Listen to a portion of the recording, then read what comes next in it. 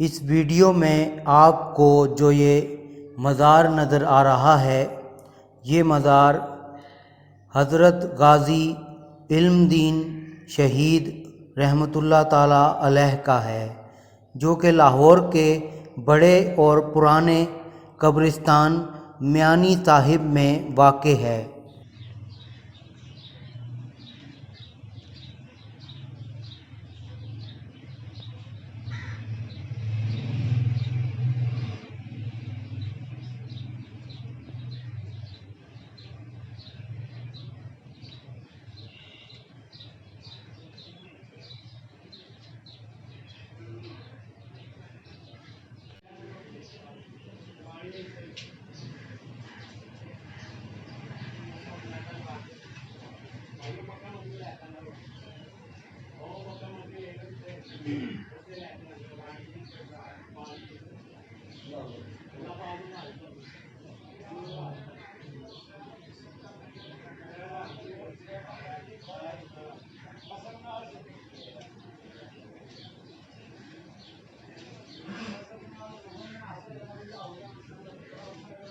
ठीक है।